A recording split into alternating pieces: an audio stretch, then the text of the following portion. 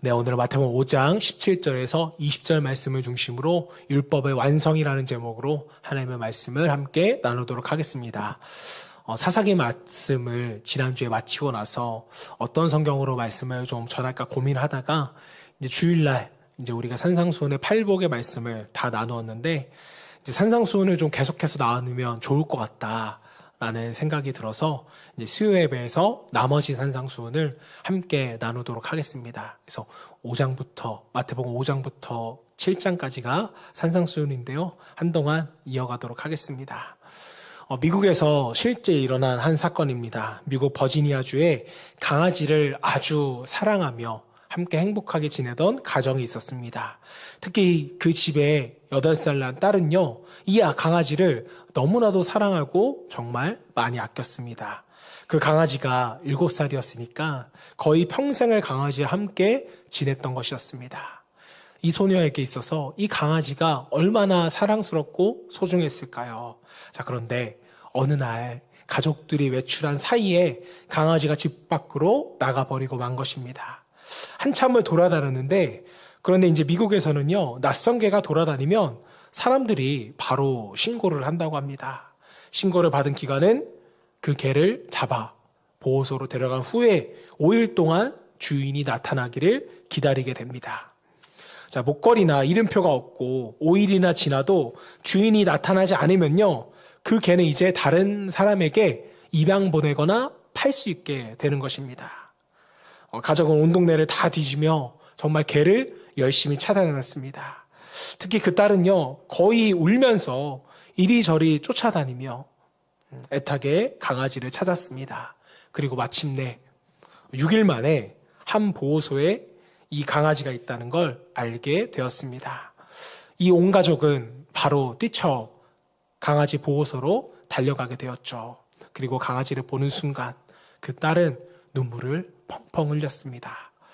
강아지도 주인을 알아봤는지 꼬리를 마구 흔들며 지저대며 얼마나 이 가족을 반가워했는지 모르겠습니다. 자, 그런데 문제가 생겼습니다.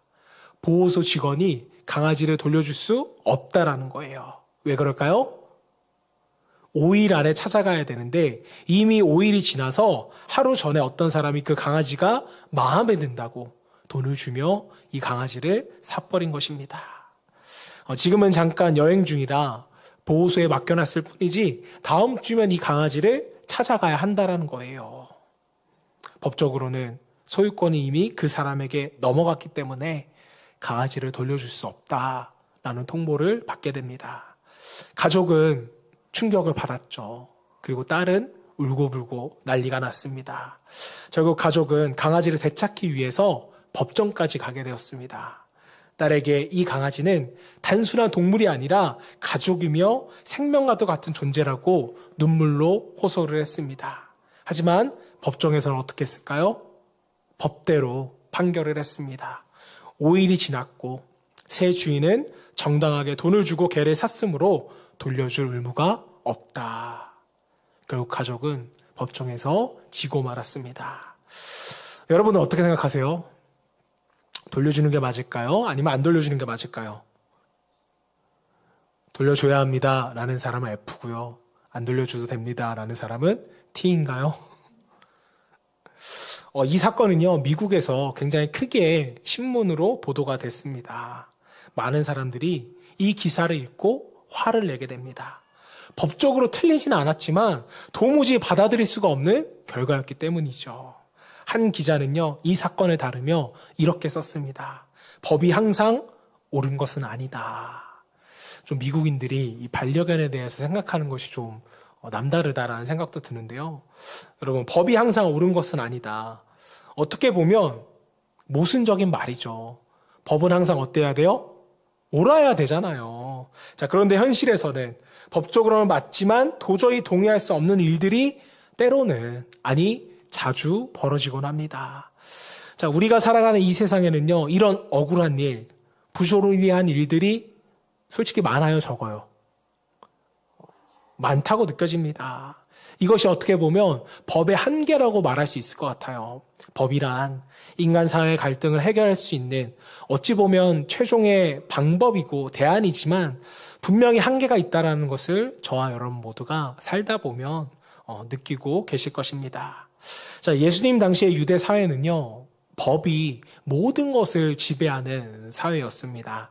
단순히 정치적이거나 사회적인 법이 아니라 사람의 도덕과 신앙까지 포함하는 절대적인 법, 바로 율법이 모든 사람의 삶을 지배하고 있었습니다.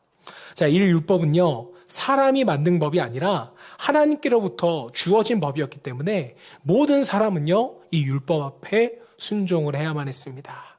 자, 그리고 이 율법을 가르치고 해석하며 백성들에게 전하는 역할을 했던 사람이 바로 서기관들과 바리새인들이었어요. 그들은 단순히 이 말씀을 가르치는 것뿐만 아니라 백성들이 이 율법을 얼마나 잘 지키는지도 감시하는 그런 역할까지 감당했습니다. 자, 그러니까 얼마나 그들에게 큰 권세가 있었는지 여러분 상상이 되세요? 그들이 경찰관이고 그들이 검사고 그들이 판사 역할을 다 하는 거예요. 그런데 문제는 이들이 하나님의 율법만으로는 부족하다고 생각했다는 점입니다. 자, 그래서 성경 외에 자신들이 해석한 규칙들을 하나하나 이 율법에 덧붙이기 시작하는 거예요. 우리가 지난 주일에도 양육 시간에 나눴습니다. 하라는 율법이 248개, 하지 말라는 율법이 365개. 자, 이렇게 해서 총 613개의 조항을 만들었고 그것을 지키지 않으면 하나님께 죄라고 그들에게 가르쳤다는 것입니다.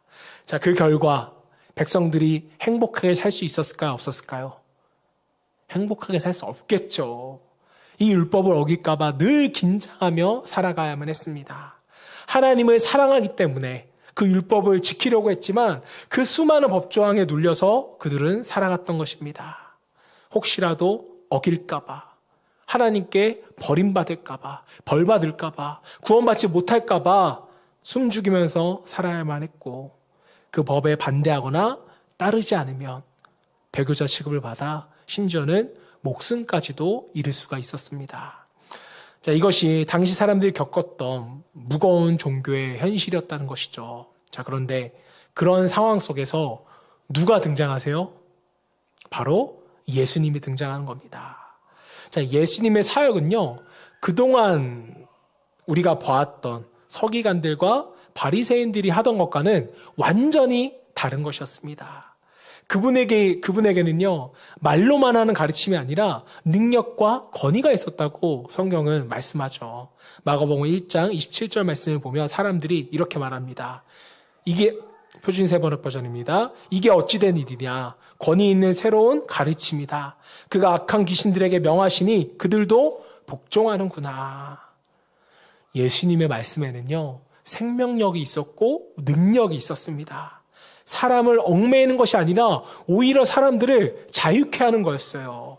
그리고 무엇보다 사람들을 놀라게 한 것은 예수님은 당시 절대 어겨서는 안 된다는 그 율법을 어기는 것입니다. 특별히 이 안식일의 법에 관한 법을 예수님께서 어기셨어요. 안식일의 율법은요, 율법 중에서도 가장 엄하게 가르치고 행해야 했던 율법이었습니다. 자, 그런데 예수님의 제자들은요, 안식일에 밀밭 사이를 지나가면서 밀 이삭을 손으로 훑어먹는 거예요. 안식일에 일하면 안 되고 밀을 수확해서는 안 됐거든요. 여러분 혹시 밀을 생으로 먹어본 적 있으세요? 저도 없는데 이게 계속 씹다 보면 껌처럼 끈적끈적해진다고 합니다. 이제 요즘은 밀 성분으로 콩고기도 인조고기도 만들어 먹잖아요. 예수님과 제자들이 한 행위 자체는 불법이 아니었습니다.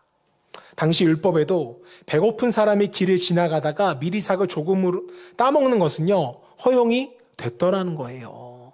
예외의 법칙도 있었습니다. 자, 문제는 그날이 안식일이었다는 거예요. 바리새인들과 서기관은 따집니다. 왜 안식일에 일을 하느냐?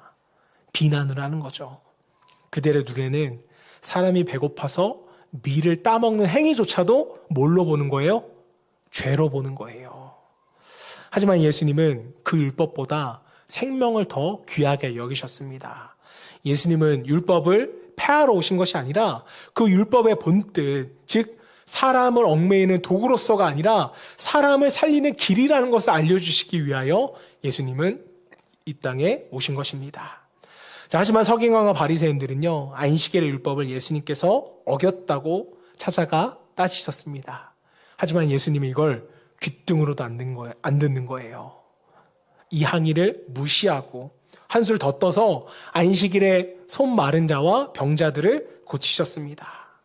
자, 그런데 이 장면을 지켜보는 백성들, 그 마음 속에는요, 한 가지 기대가 생기게 되는 거예요. 그게 뭐였냐? 이제 예수님께서 바리새인들과 서기관들이 만든 그 답답한 율법을 혹시나 없애주시는 않으실까? 그들은 율법에서 해방되기를 원했다는 것입니다. 자, 그런데 예수님의 대답은 너무나도 달랐어요. 이따가 우리가 뭘 했는지 한번 볼 텐데요. 자, 역사를 보면 언제나 사람들에게는 이런 기대가 있었던 것 같아요. 옛것을 다 없애고 새로운 것을 만들려는 그런 움직임인데, 프랑스 혁명 때도 이런 움직임이 있었다고 합니다. 그래서 당시의 혁명가 로베스피에르는요, 이런 말을 했습니다. 새 것을 세우는 유일한 길은 옛것을 완전히 무너뜨리는 것이다. 공감하세요? 저는 이 말에 공감을 했습니다. 새 것을 세우려면 이전 것이 없어야 새 것을 세우는 것이지, 그 위에 새로운 것을 세우기란 너무 어렵더라고요. 자, 그래서 이 사람들은 달력까지 바꾸려고 했습니다. 기존이 일주일은 7일이었는데 이 사람들은 10일을 기준으로 새로운 달력을 만들려고 한 거예요. 하지만 결과는 어땠을까요? 사람들이 너무나 혼란스러워졌고 삶은 더 복잡해졌습니다. 자, 이처럼 역사를 보면 보수적인 사람들은 옛것을 지키려고 하고 개혁적인 사람들은 옛것을 완전히 없애려 한다는 것이죠. 자, 그런데 문제는 뭐냐? 양쪽 다 자신의 생각이 100% 옳다고 생각하는 것이 잘못된 것입니다. 이스라엘 백성들이 이랬다는 거예요. 예수님 당시의 이스라엘은 이런 긴장감이 팽배했습니다. 없애냐? 새롭게 세우냐? 바로 이러한 때에 예수님은요, 드디어 백성들이 궁금해했던 법에 대해서 말씀하시는 거예요. 그 말씀이 오늘 본문이었습니다. 백성들은 기대감을 갖고 예수님이 뭐라고 말씀하시나 바라본 거예요. 예수님이 이제 과거의 모든 잘못된 모든 것을 다 파괴하실 거야. 서기관들과 바리새인들이 말하는 저 법은 잘못됐다고, 버려야 한다고 말씀하실 거야. 이제 은혜의 시대가 오겠지.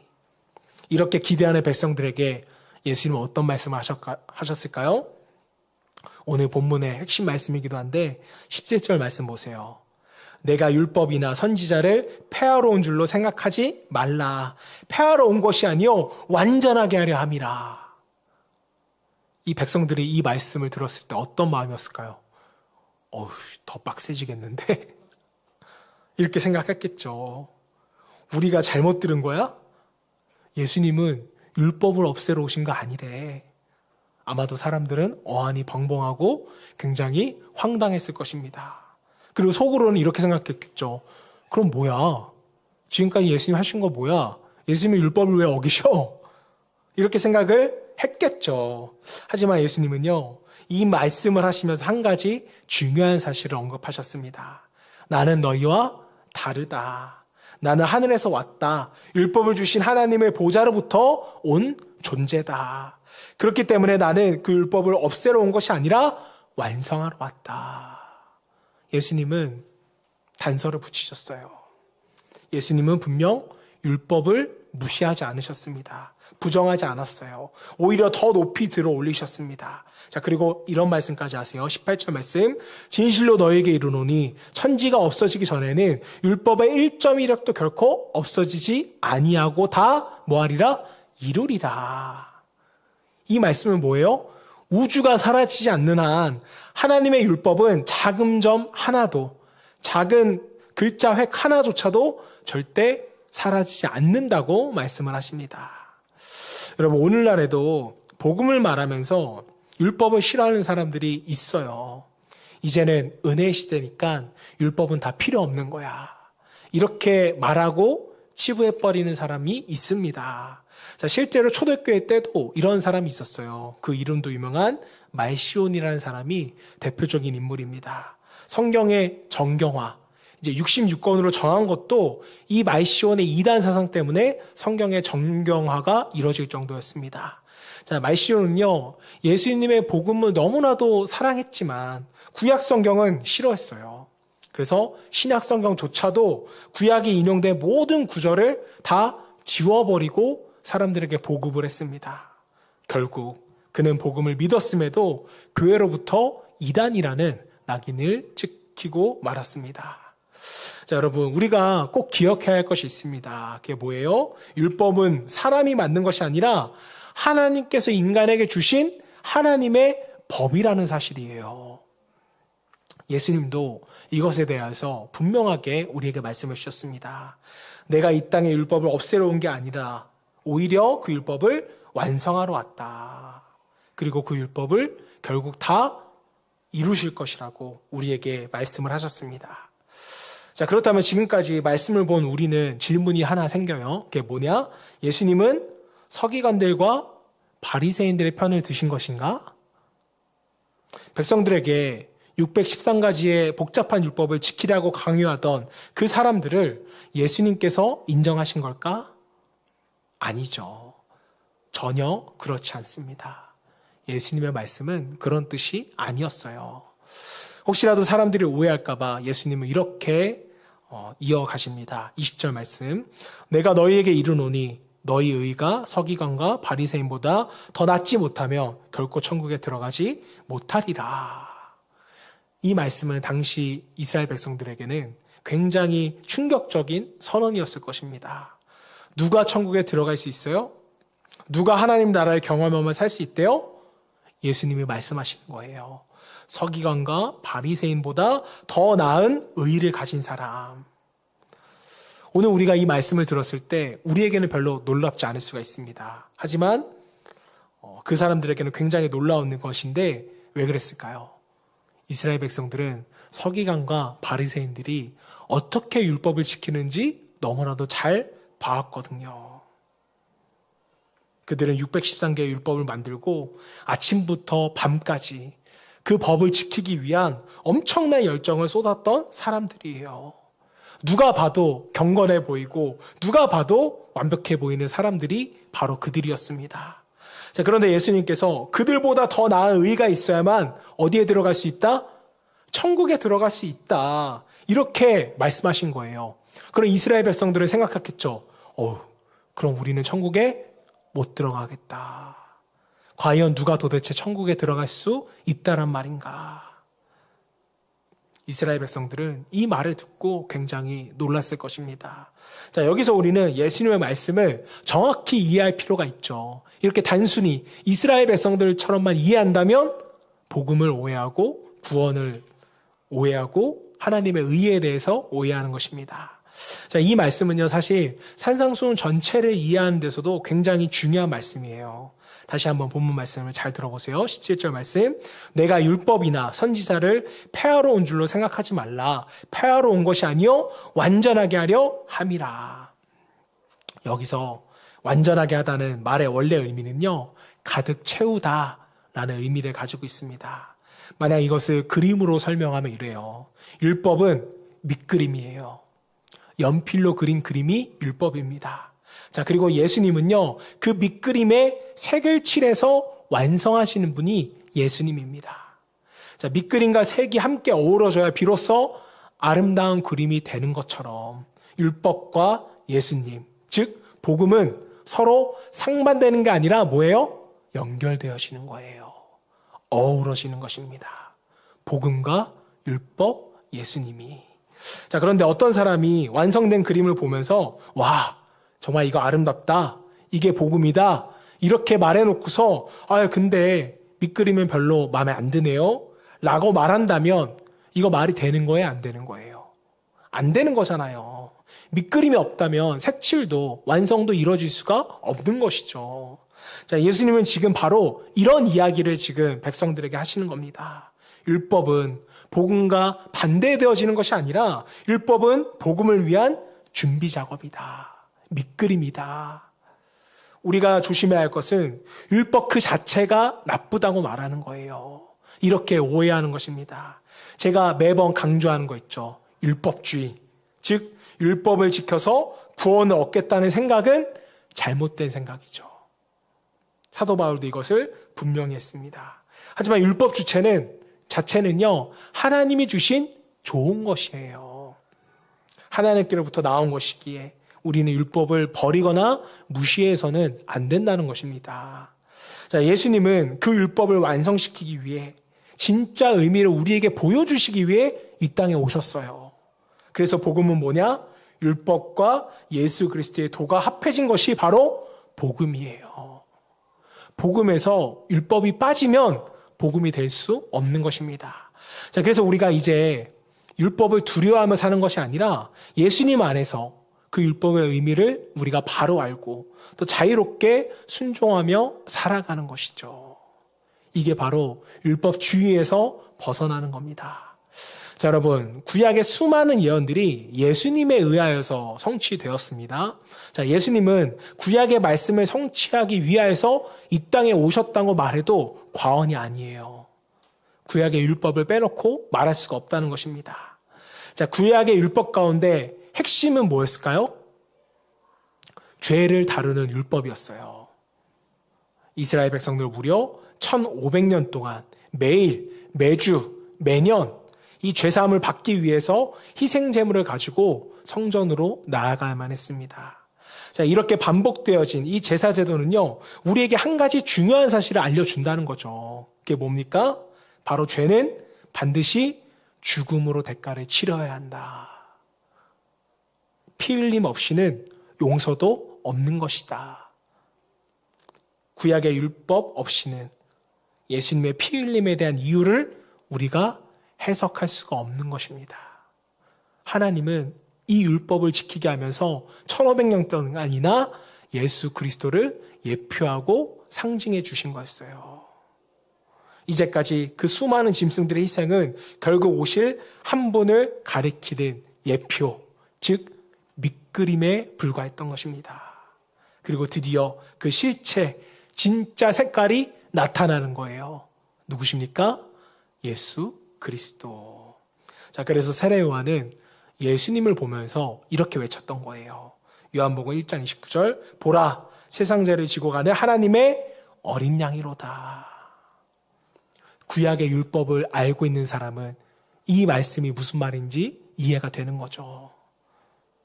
그 순간 1500년 동안 드려졌던 수많은 희생제물이 바로 예수님이 한 분을 가리키고 있다라는 그 사실이 전파되는 것입니다.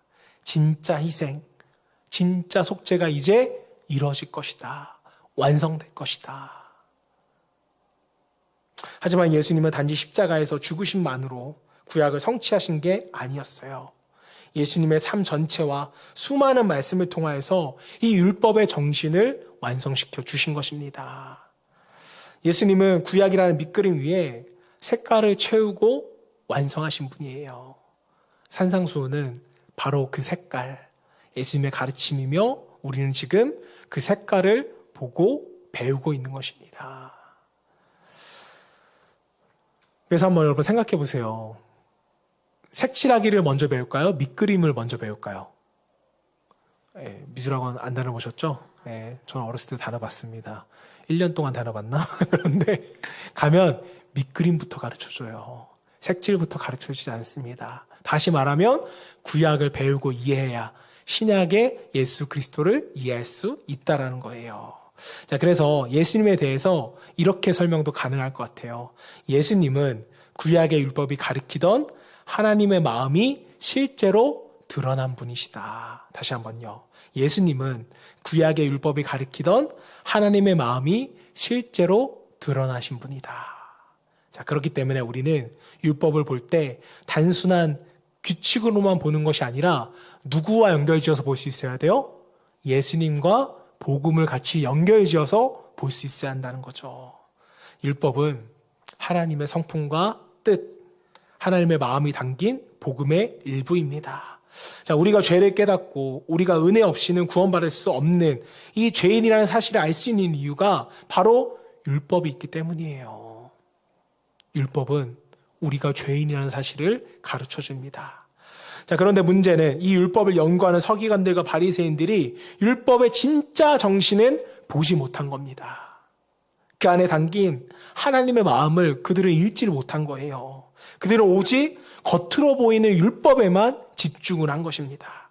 그들은 그 율법을 통해 다른 사람을 정죄하고 자기 자신들도 결국 율법을 온전히 지키지를 못했습니다. 왜 그랬을까요? 613가지의 율법을 진심으로 다 지킬 수 있는 사람이 어느 누가 있겠습니까? 그들은 겉으로만 거룩해 보였을 뿐 자연스럽게 위선적인 삶으로 빠질 수밖에 없었습니다. 이걸 좀 더 쉽게 설명하자면 산수 문제를 푸는 법을 배우는 아이와 같아요. 예를 들어서 여러분, 아이에게 2분의 2 곱하기 2는 답이 2다 라고 했을 때 4분의 4 곱하기 2도 답은 2라고 한다면 왜 그런지를 설명해 주지 않고 둘 다 답은 2야. 그냥 외워 라고 한다면 이 아이가 나중에 산수를 잘할 수 있을까요? 잘 못할까요? 잘 못할 가능성이 100%입니다. 왜 그러면 여러분, 중요한 정보를 알려드리겠습니다. 우리 아이들이 수학을 잘하려면 분수를 알아야 된대요. 이건 제가 한 말이 아니라 유명한 수학 강사가 한 말입니다. 분수를 알아야 수학을 잘할 수 있다. 서기관과 바리새인들의 한 행동이 바로 이거였습니다. 그들은 율법의 답만 외운 거예요. 율법을 외우지 못한 것입니다. 왜 4분의 4 곱하기가 2가 답이 2인지, 왜 2분의 2 곱하기 2가 2인지 설명을 못 알아들은 거죠. 알려고 하지도 않았습니다. 다시 말하면 그 법 속에 어떤 뜻이 담겨 있는지를 보지 못한 거예요. 자, 그래서 그들은 율법을 하나님께 순종하는 도구가 아니라 사람을 판단하고 통제하는 수단으로 사용했던 거예요. 누구를 위해서? 나의 기득권을 위해서. 다른 예를 들어볼까요? 한 여인이 남편을 죽이고 싶다는 마음을 품고 있다고 가정해 보세요. 이런 마음 가져보셨나요? 안 갖기를 소망합니다. 여러분, 마음속으로 저 남편 죽이고 싶다, 이런 마음 가졌다고 처벌할 수 있어요, 없어요? 법적으로는 처벌할 수 없어요. 법은요, 사람의 마음까지 판단하지 못합니다. 세금도 마찬가지예요. 세무 공무원은요, 우리가 기쁜 마음으로 세금을 냈는지 억지로 한숨 쉬며 냈는지 따져야 안 따져요? 안 따져요. 전혀 관심이 없습니다. 냈냐 안 냈냐 이런 법적인 판단만 하죠. 하지만 하나님은 다르시다는 거예요. 율법도 다르다는 겁니다. 하나님은 겉보다 마음을 보시는 분이라는 거죠. 어떤 남자가 남의 아내를 보고 음란한 생각을 했다고 해보세요. 그 생각만으로는 세상의 법은 아무것도 할 수 없습니다. 자, 하지만 하나님의 눈은요, 그 마음까지 보시고 이것을 뭐다? 죄라고 말씀하신다. 이 차이를 우리가 느낄 수 있어야 하는 것입니다. 여러분, 이건 아주 중요한 진리입니다. 자, 그래서 예수님께서 말씀하신 거예요. 20절 말씀 다시 보세요. 너희 의가 서기관 바리새인보다 더 낫지 않으면 결코 천국에 들어가지 못하리라. 여러분, 예수님이 원하시는 의란 뭐예요? 마음에서 진정으로 드러나는 의, 진심에서 비롯된 순종과 사랑이라는 것입니다. 겉모습으로만 율법에 순종하는 그 거칠애가 아니라 진정한 마음에서 우러나오는 순종. 하나님께서 율법을 주신 이유는 그저 613개의 조항을 외우고 따라하라는 것이 아니었어요. 하나님의 뜻을 깨닫고 그 마음을 닮으라는 뜻이었습니다. 마치 어린아이가 산수의 원리를 깨우치는 것처럼 하나님의 율법을 통해서 우리의 마음의 중심을 바꾸기를 원하셨던 거예요. 단순히 행동만이 변하기를 원치 않으셨다는 것입니다. 자, 그리고 예수님은 그 율법의 정신, 하나님의 마음을 산상수훈을 통해서 우리에게 보여주시는 겁니다. 삶으로 또 보여주셨어요. 자, 그래서 중요한 것은 뭐냐? 우리가 무엇을 하느냐? 이전에 왜 하는가? 어떤 마음으로 하는가? 이게 중요하다고요. 무엇을 하느냐? 이전에 왜 하는가? 어떤 마음으로 하는가? 예배를 드릴 때도, 헌금을 드릴 때도, 주의를 지킬 때도, 우리가 섬길 때도 중요한 것은 겉이 아니라 마음이에요, 마음.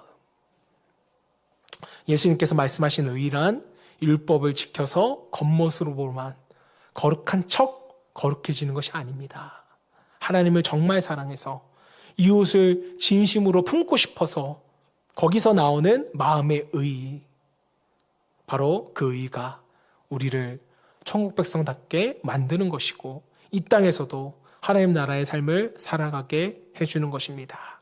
자, 그래서 여러분, 우리가 드리는 예배도 마찬가지예요. 예배를 드리는 행위 그 자체보다 더 중요한 건 왜 드리는가 하는 우리의 마음이라고요. 우리가 어떤 마음으로 하나님 앞에 나오느냐, 이것이 더 훨씬 중요한 것입니다. 서기관과 바리새인들은 우리보다 훨씬 더 철저하게 율법을 지켰습니다. 헌금도 그들은 철저하게 지켰고요. 금식도 자주 했고 외적으로는 부족함이 전혀 없는 그런 사람들이었습니다. 그러나 예수님은 그들을 보며 말해요. 뭐라고 말씀하셨습니까? 이 독사의 자식들아. 왜 그렇게 열심히 지켰는데 왜 예수님께서 욕하셨을까요?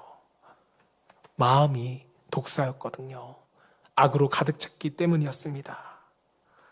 겉으로만 의로운 척하고 실제로는 하나님을 사랑하지 않는 그 모습에 대해서 예수님은 거짓되고 위선적인 종교 생활이라고 말씀하며 책망을 하신 것입니다. 자, 그런데 여러분, 우리도 보기에는 완벽한 신앙이에요. 특히 이렇게 수요예배 나와서 예배드리는 여러분들, 얼마나 보기에 아름다운 신앙인의 모습입니까? 예배 잘 드리고 봉사도 열심히 하시고 교회 일도 충성되게 감당하고 계시잖아요. 자, 그런데 예수님은 우리에게 말씀하시는 거예요. 너희 의가 서기관과 바리새인보다 더 낫지 아니하면 결코 천국에 들어가지 못하리라. 여러분, 이 말씀 앞에 여러분이 천국에 들어간다고 확신하며 말씀하실 수 있으세요? 왜 우리의 신앙생활에 기쁨이 없을까요? 이 큰 구원을 받았고 예배도 드리고 있는데 왜 마음에는 감사와 평안은 없고 자꾸 눌리는 것 같을까? 그 이유는 어쩌면 우리가 계속해서 신앙생활에 답만 외우고 있기 때문일지도 모르겠습니다. 산수의 답만 외우는 거예요. 2 더하기 2는 4, 2 더하기 2는 4, 2 더하기 2는 4.